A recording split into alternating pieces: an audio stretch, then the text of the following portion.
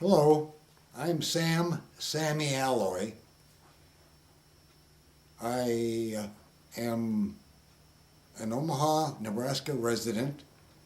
I was born September 11th, 1925. Tell me about your family, Sam. Uh, I was born and raised in Omaha. My father came from Minsk, Russia in the early 1920s. And my mother came from Odessa, Russia, or Poland, about 1922, 23. And they migrated from Europe to Omaha, Nebraska. My mother came to this country through her brother, who was Sam Weinsweg, and she was a single lady at the time. And my mother married my father in about 1923 in Omaha, Nebraska. My father came over to this country in the early 1920s, 1919. He came through Canada, and from Canada came into Omaha, Nebraska. He had a number of Jewish friends. They were called Landsmen from Minsk, Russia, who he had worked with years ago, and he came to this country through Canada. When he was in Russia, he was a bricklayer or plasterer, and when he came into Omaha, Nebraska, he changed his occupation to be a baker, working in a Jewish bakery. And he worked for the old Jewish bakery called Himmelblum Bakery on North 24th and Charles or Seward. And he was with Beryl Himmelblum for about 18 years. And he used to work from early morning or early afternoon until 3, 4, 5 o'clock the next morning, baking bread and baking bagels. And he used to walk to and from work to work and home, mainly because he didn't know how to drive a car too well.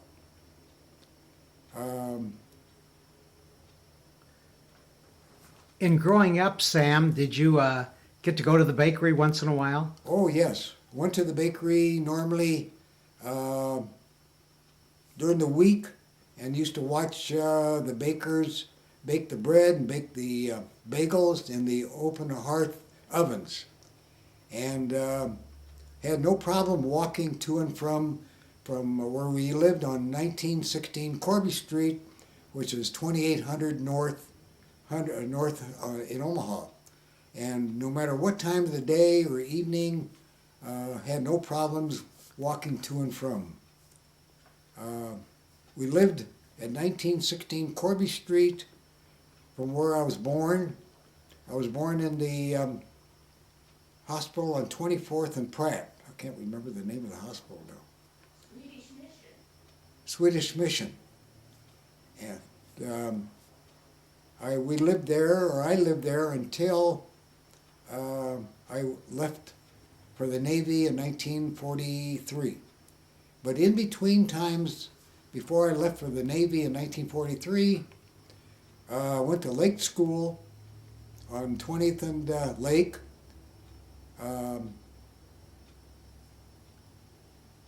Being times were hard at them days.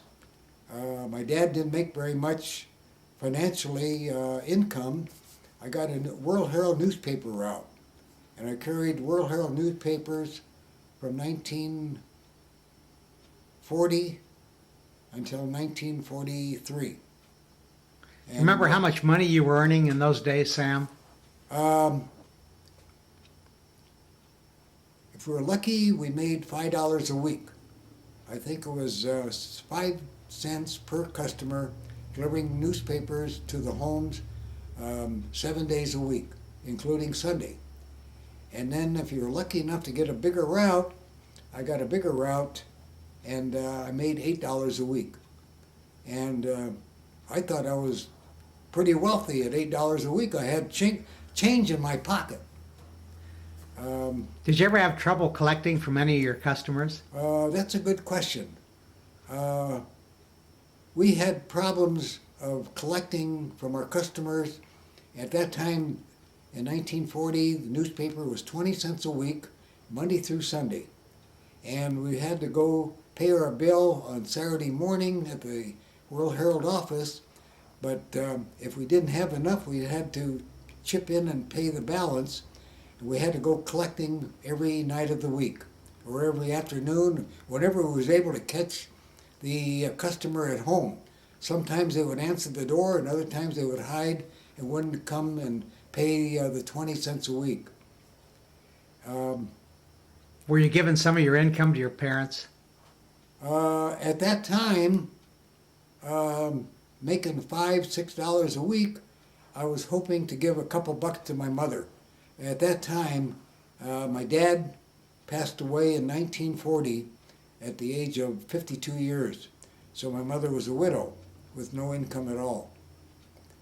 And when I went to high school, I was lucky enough to have a nickel or a dime in my pocket to ride the streetcar to school and either walk home or ride the streetcar or the bus home, and then I'd have to rush home to deliver my paper route.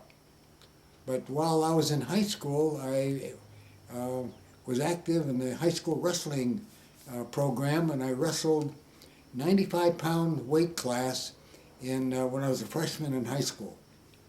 And I graduated high school in 1943 of June, and I had to register for the draft of September of 1943 because I became 18 years of age then. And after graduating high school, I got a job at Union Pacific Shops being a laborer, and my salary was 53 cents an hour. And I worked anywhere from 8 to 10 hours a day. And I thought 53 cents an hour was a heck of a lot better than $8 or $6 a week.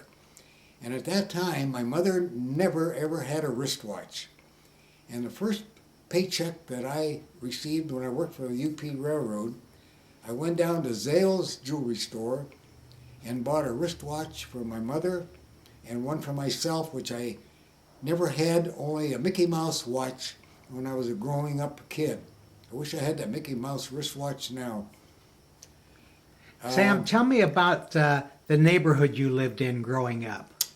Well, the neighborhood we lived in was a mixed neighborhood of nationalities. On Corby Street, there was hardly any Jewish families, mostly Gentile and Italian families. And the further south that you walked toward Clark Street, Lake Street, Burdette Street, up until Paul Street was the biggest population of Jewish families and neighborhood grocery stores. Do you recall some of those families? Well, there was the Rosen family, Stein, Horowitz. Mel Linsman was a very close friend of mine. He and I lived 3 doors away on Corby Street. And he lived just 3 doors away, and there was only 2 Jewish families in that particular block. And going north a block, there was Sam Epstein, who had a brother named Harold Epstein. They lived on 18th and Locust Street, and his dad was a tailor on 16th and Locust Street, about 3 doors away north of Lane Drug Store, which is a very popular intersection of Locust Street. a good friend of mine who lived on 16th and Emmett was Danny Goodman. He and I were very close friends. We carried papers together. And in fact, as of now, we're still pretty close buddies. If I remember correctly, and my memory is pretty good, going back a number of years, the number of businesses on North 24th Street were quite populated with individual business people. There was Freed Delicatessen, which is next door to the Himmelblum and Forbes Bakery on 24th and Charles. And there was the Turner. Well, first there was the Walk Tailor Shop on 24th on the west side of the street, across from Himmelblum Bakery. Next door was a Freeman men's and ladies shoe store, and there was another delicatessen across the alley from the bakery. Can't remember now. Well, anyway, there was a drugstore on 24th and Seward, and I can't remember the name of the individual. And there was a big ice house on 24th and Seward on the east side of the street. And there was the Schuckert's Butcher Shop on North 24th, and Diamond Butcher Shop across the street from the Schuckert's Butcher Shop. And there was the Gus Furniture Store going north from the Schuckert's Butcher Shop. And there was a Turner Delicatessen on 24th and Franklin. And the old Ritz Theater. They had the most delicious popcorn, greasiest popcorn, but the Ritz Theater was a very popular on North 24th Street. And quite a number of Jewish youngsters used to go to the Ritz Theater to see the old movies at that time, and you had to have a nickel to buy a bag of popcorn. Going back, Sam, when you were in grade school, where did you go to grade school? I went to grade school from kindergarten to 8th grade at Lake's Grade School, which was on 24th and Lake. It was between Lake and Willis Avenue. And there was a number of Jewish families in that particular area. There was the Johnson grocery store on 24th. It was a Jewish family, a widow ran the store. And right next door was the Giller family that lived one door south of the Johnson grocery store. And across the street from the Giller family was the old Exarban field, where they used to have, that was the original Exarban. And used to have circuses and carnivals there. And it was a very, very popular area for people to come and see the exhibitions that they had there. Did you go there as a kid?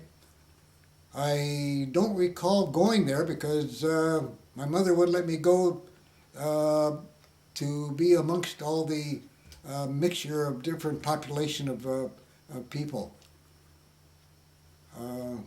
Did you have any Jewish kids in your class at Lake? Oh my God! Yes, there was Jewish. We had a number of Jewish kids in our class. There was Bennett Fishbane, Norman Barson, Irwin Whitkin, Marcy Sivan. There was a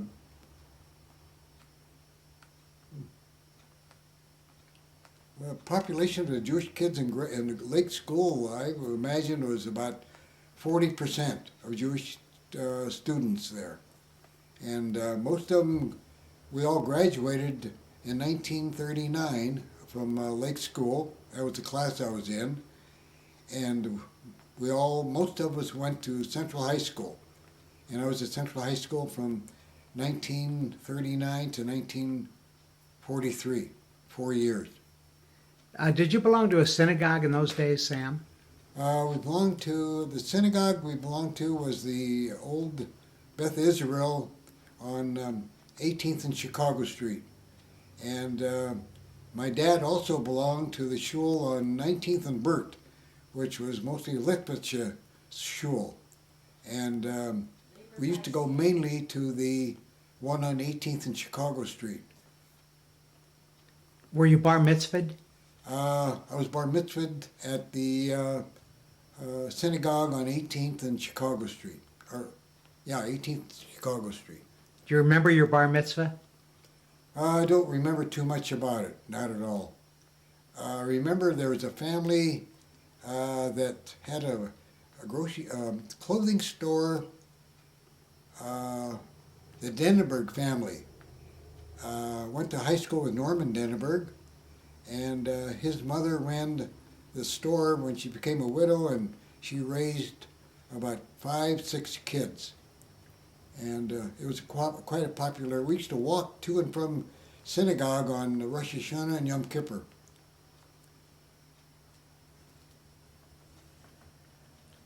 Tell me a little bit about your siblings, Sam. You mean my children? Or my Brothers, sis- sisters. Oh, I had an older sister, Celia, who was born in Russia, and I had an older brother, Don, who was born in Russia also, and they came over to this country with my dad in the early 1920s. And they went to Lake School, and they also graduated from Central High School.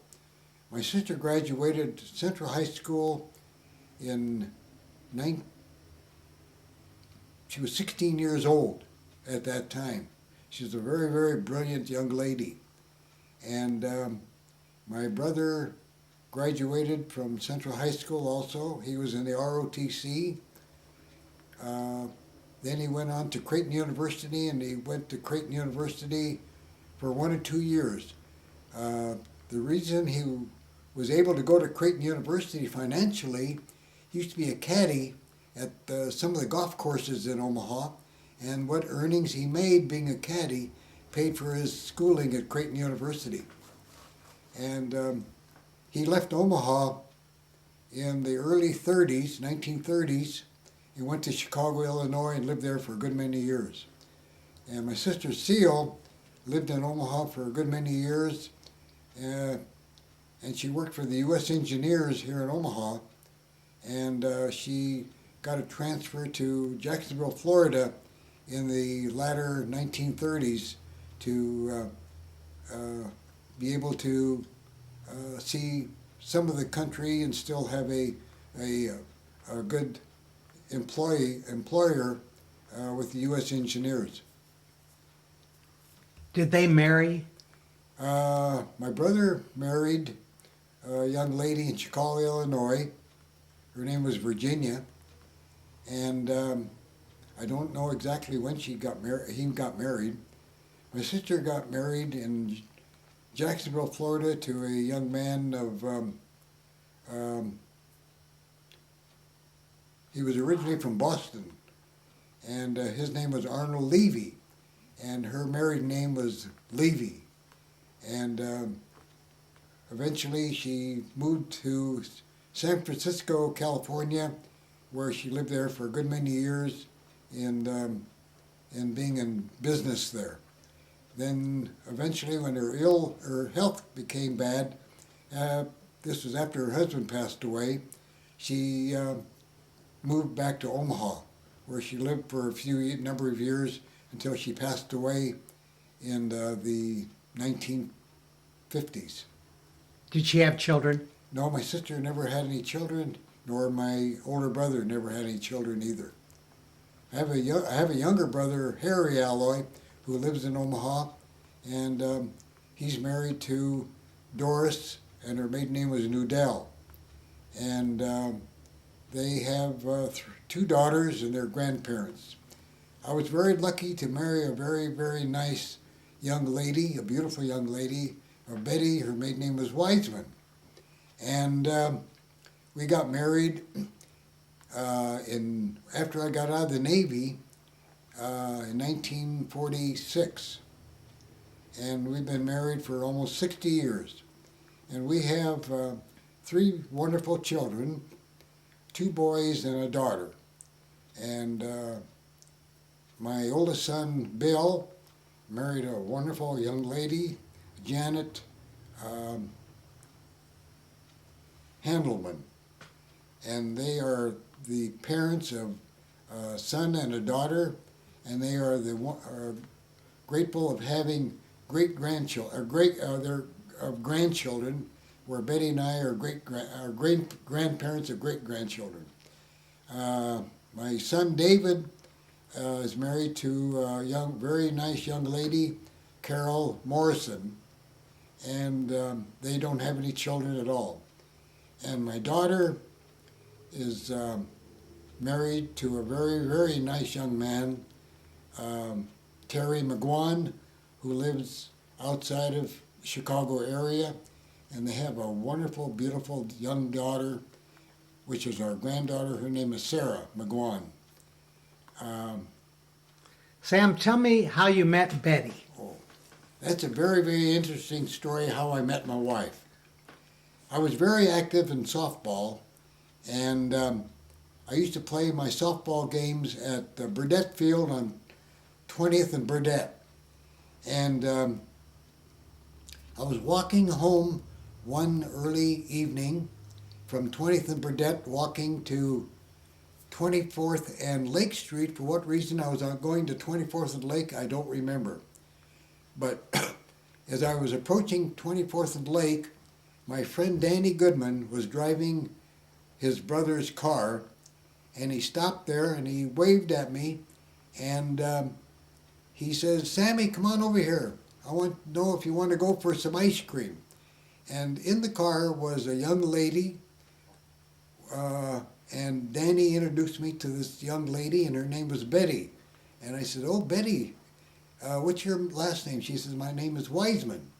And this had to be of the year of 1942. And as I saw Betty or met her, I said, "Gee, she's a beautiful young lady." And I said, "I'd like to know more about her." So I kept pestering her about going out for a date after I met her. And her mother said, "That boy that's got the blonde hair, he's not a Jewish boy, he's a goy." Betty says, "No, he's Jewish. His name is Alloy." Well, Alloy doesn't sound Jewish, but he is Jewish. Anyway, every time I see, for the good many years that I see Danny Goodman, I always have to thank him for introducing me to my wife, Betty. And we've been married, as I said before, going on 60 years. This coming June of 2006 will be 60 years. We were married in 1946 after I got out of the Navy at the Bethel Synagogue on June the 2nd of 1946 at the Bethel Synagogue on 49th and Farnham Street. And didn't have a pot or a window. In fact, I didn't even have a car, and I had to borrow my cousin's blue suit to get married in because I bought the wrong color suit before we got married, and my cousin told me, "You can't get married in a checkered suit." And at that time, men's clothing was hard to achieve because of after the war, clothing started getting a little more reasonable of purchasing because of clothing was being rationed during the war. Did you get to go away on a honeymoon? Betty and I went on a honeymoon. I borrowed my brother's car, and we drove up to Lake Okoboji the first week of June. And we rented a cabin. They didn't have motels at that time. Rented a cabin. It was a kitchenette and a bedroom. And we we were only up there about 3 or 4 days, and we had to have a broom by the inside of the front door, and we opened up the door and turned the light on. There was the bugs flying around the light, and I had to chase the bugs with a broom to try to get them out of the cabin. And my first experience of being in the water at Lake Okoboji was not too enjoyable. I thought the water was going to be really nice and warm. I happened to jump off the dock there at the Lake Okoboji where we were staying, and the water was just ice cold. And I jumped right out of the water and back up on the dock and shivering like a fish. It was very uncomfortable, but it was a very happy honeymoon we had. It was only about 4 or 5 days because I just got a job after getting out of the Navy at with the U.S. engineers at the boatyard out on Florence Drive. That was in 1946.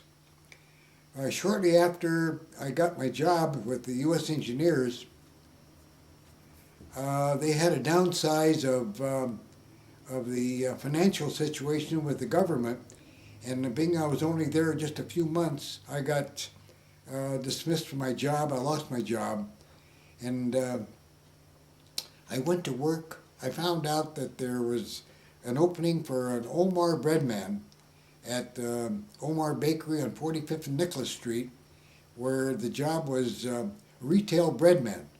You serviced, or if you were fortunate to get a route right away, you had a route of servicing the residential customers. And I was an Omar breadman from 1947 until 1952. And the reason that I left Omar in 1952 is that the inside bakers went on strike for higher wages and better working conditions. So being that there was no bakery products produced, that let out all the retail salesmen at that time. And at that time, Omar Bakery was one of the biggest bakeries in Omaha. It was the only house-to-house bakery in the Omaha area. And their bakery was such a big bakery that they had bakeries in Omaha, Columbus, Ohio, Milwaukee, Wisconsin, and Indianapolis, Indiana. And from Omar Bakery, before I left the bakery, Omar, being a salesman, in order to survive of holding your job, you had to service between 190, 240 customers per day. That was running from one customer to another. And we had to sell our products, do our collecting, and trying to sell as much products. We wasn't forcible in selling. We were soft selling. And the only customers that we had was the housewife. At that time, housewives were home almost constantly because they were home taking care of their families. And I was a Omar breadman until 1952, as I said, because the bakery went on strike. And after being on strike, I didn't know how long the bakery was going to be not in production. So I heard that the Checker Cab Company was looking for drivers. And I applied to be a Checker Cab driver, and who induced me in getting being a driver for Checker Cab was a friend of mine, Delmer Klein. He was a cab driver part-time, and he was a mortician part-time also, because he graduated from a school in San Francisco, California to be a mortician. But being a cab driver was the worst job I think I ever had. I felt sorry for so many people that couldn't afford to pay for a cab fare, that if they stopped to go to the store to get a loaf of bread or something, I turned off the meter so they wouldn't have to pay any more than they had to. Well, I drove a cab for about 2-3 months. And at that time, we lived on 5219 Ree Street, and that was the first home that we ever purchased when we had 2 children at that time. And from being a cab driver, I heard that the Butternut Bakery, which was Interstate Bakeries, was looking for a bread salesman, and I applied for a job, but the general manager thought I was too young to be a bread man, wholesale bread man, and I had to go back to convince him that I was capable of being a dependable, hardworking young salesman. And I finally got a route in March of 1952. And the route that I had was a country route. And the country route was north of Omaha, was Fort Calhoun, Herman, Nebraska, Tekamah, Decatur, Oakland, and Craig and Yuling, Nebraska. Made that particular route 6 days a week. I'd have to get up at 2-3 in the morning, get down to the bakery, and load my truck and head north in all kinds of weather to make my first wholesale. I serviced grocery stores and restaurants on that particular route. And I used to drive about 100, 120 miles a round trip every day, Monday through Saturday. And one particular instance in March of 1952, this was on a Saturday morning, we had a very, very bad snowstorm. And our plant manager, he said, all the salesmen go out on your route and go as far as you can. Well, I started out on North 30th Street. I got to, used to be the Forgot store, which was in Florence, and it took me from 4 o'clock Saturday morning until 11 o'clock to drive to Blair. It took me 7 hours to get to Blair.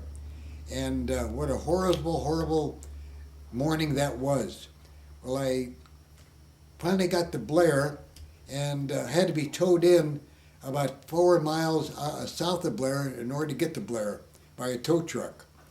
Anyway, when I got to Tekamah, I couldn't go any further, and I spent the weekend in Tekamah, Nebraska, because I was snowbound in that small town. And I don't think I sold $40 worth of bread that particular weekend.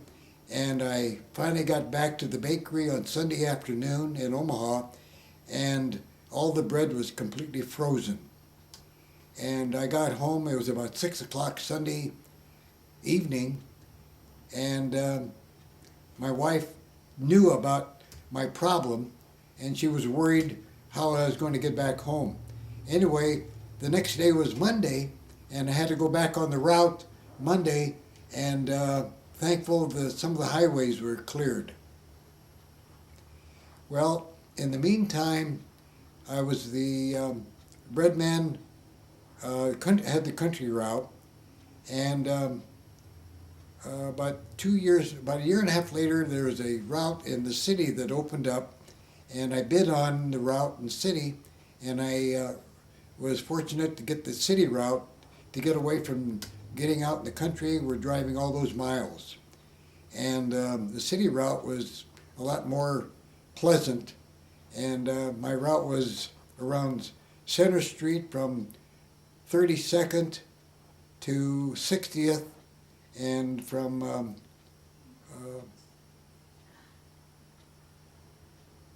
60th Center Street to Grover. I had about 22 customers at that time. And in 1959, as luck had it, which wasn't good luck, the bakeries went on strike again. And I didn't know how long the strike was going to last. And my father-in-law, Sam Wiseman, found out that there was a grocery store that was going to be for sale on 16th and Evans Street. And he had a liquor store just 2 doors away. And he said, why don't you try and see if you can buy the grocery store on 16th and Evans Street. And the lady was retiring because she was at the age she couldn't do the work any longer. So my wife and I took over bought the grocery store, and I had to borrow $1,800 for the inventory for the grocery store. And we took over the grocery store with a very, very small inventory. And my wife had some experience being in the grocery business because she helped her dad years before when my father-in-law, Sam Wiseman, had a grocery store on 24th and Binney Street. And Betty and my father-in-law tried to teach me as much as they could about being behind the counter, being behind the meat counter. And I didn't know beans about cutting meat. And my father-in-law used to help me in the meat department as much as he could.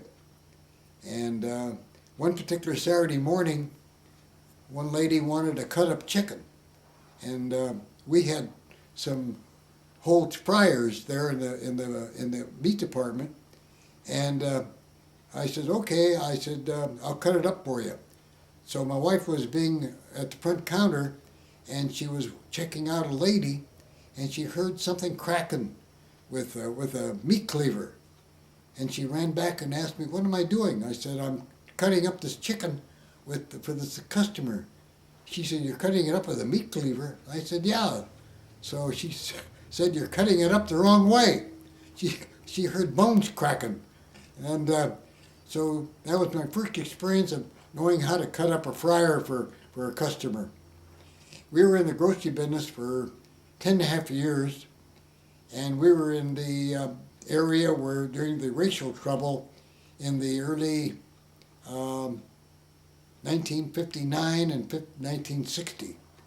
And we were there for 10 and a half years, and during the racial trouble, and we were unfortunate to have a Molotov cocktail thrown in our store on a Palm Sunday, a week before Easter, and smoked up and burned part of the store, and we were out of business for about 10 days.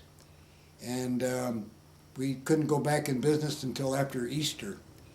And after that time, we decided that we were going to be forced out of the business because of the element of the racial trouble that in North Omaha at that time. Sam, what kind of work did you do when you were with the engineers? When I worked for the U.S. Engineers, I was a clerk typist, and I did office work. And during that time, the U.S. Engineers had a project of going to some small towns in Nebraska to, there were the old Army air bases in Fairmont, Nebraska, and Harvard, Nebraska, where they had to bring up the material from under the runways. And being I was a clerk typist, I had to go there with about 6 men to hire some workers to hire them to do this particular project in Fairmont, Nebraska. And we stayed in Geneva, Nebraska, which was a few miles away from Fairmont, which is southwest of Lincoln. And I was there for about a month and a half. That was shortly after Betty and I was married in 1946. After Betty and I liquidated and got out of the grocery store, I went to the Omaha World Herald, inquired about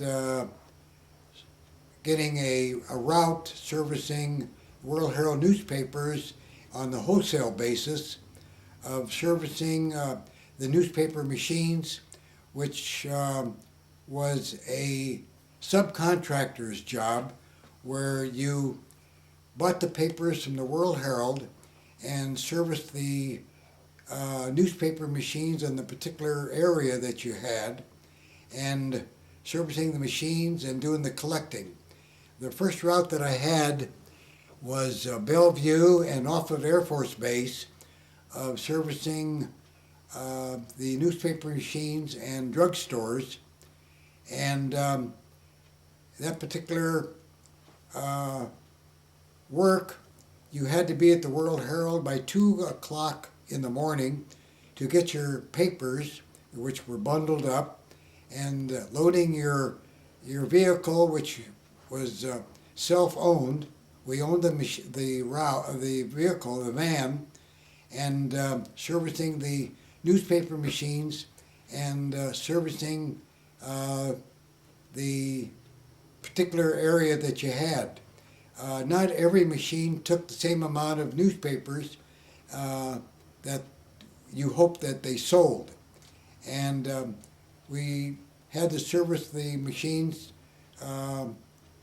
from after you got the papers from the World Herald, which was about 3 a.m. in the morning until you finished the route between 6 and 7 in the morning.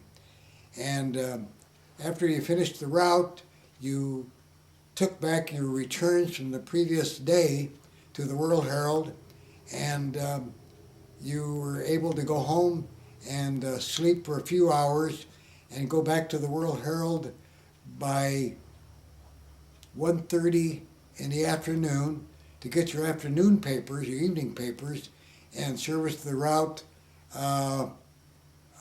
in the afternoon, which took you about till 2:15 in the afternoon till 4 or 5 in the afternoon for that particular day. And that was 7 days a week. And in order to get a day off, you had to employ an individual person to run your route for you on a particular day that you felt that he was qualified to run the route for you. And I had that route in Bellevue and Offutt Air Force Base for about a year and a half, 2 years. Then a route opened up in the city, and it was a much bigger route. And I was fortunate to get this route, which was servicing the Omaha area. The route started on 44th and Center Street, and I serviced the route, the machines and drugstores from 44th and Center, going west to 72nd and Center, and going south to 72nd and Grover of the motels, and driving to Millard and servicing the newspaper machines in the Millard area, and going south to Highway to 144th Street to the Sapp Brothers area in Millard. And that was from about 2:15 in the morning until about 6 to 8 in the morning. And that was a long, long route. I used to service 1,800 morning papers in the morning. And when the Exarban horse track was open in the summer, that was part of my route. I serviced the newspaper machines and the racetrack restaurant, and I used to carry between 1,800 and 2,000 morning papers every day, Monday through Saturday. Then on Sunday, which was a bigger route, I'd have to have a helper go with me to help distribute the newspapers. We were accounted for all the papers that we took out, and we had to pay for the ones that was unpaid for. There was the machines were used. There was an honor system. People would put a quarter at that time for a paper, and the honest people would buy one paper. Some of the unfortunate, dishonest people would take 3, 4, 5, 6 papers, and we had to take advantage. We had to pay for the papers that weren't paid for. And the particular route that I had was one of the biggest World Herald distributorship routes in the city of Omaha. And at that time, I was a younger person. I was able to do that kind of work. And on Sundays, I'd have to have a helper with another vehicle to take part of the route to distribute the papers, the Sunday papers. And I was with the World Herald up until I became the age of 65, 62 or 65. I was eligible for retirement, and I left the World Herald at that particular time of my life. What did you start doing after that, Sam, to keep busy? After I left the World Herald as a independent distributor, I answered an ad in the World Herald for Baker's Supermarkets was looking for floral drivers, delivering flowers out of their central design office business on 111th and Q.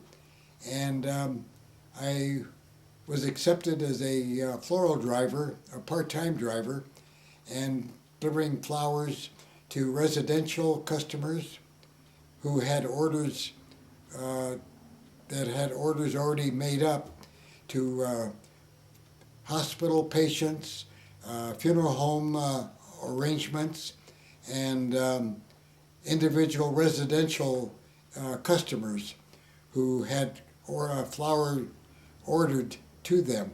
Someone had ordered flowers for recipients to receive flowers. And I was with Baker's Supermarket for 7.5 years. And after Baker's, I went to work for Hy-Vee Floral at the supermarket on 90th and Center as a part-time floral driver also. And I was with Hy-Vee for 2.5 years up until June of 2005, 2005, when I was injured in an auto accident. And as of now, I'm recuperating from a hip injury, had a broken hip. My wife and I was hit by a car, and I'm recuperating from a hip injury. And as of right now, I'm unable to do any particular work at all.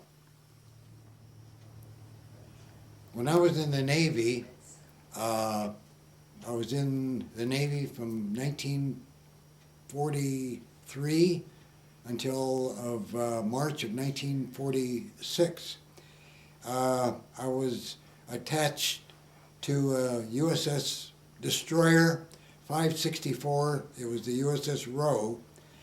And I was aboard ship for 2.5 years, and I was a yeoman second class, and I went aboard ship as a seaman first class, and I made all my rates aboard ship as a yeoman second class.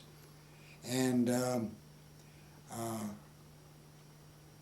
I was a clerk typist, and the ship's captain aboard ship, And I also was during the general quarters, I was a gun trainer on a gun mount, 5-inch gun mount on gun mount number 1, which we were fortunate to shoot down 2 kamikaze Japanese planes off of the island of Okinawa of 1945.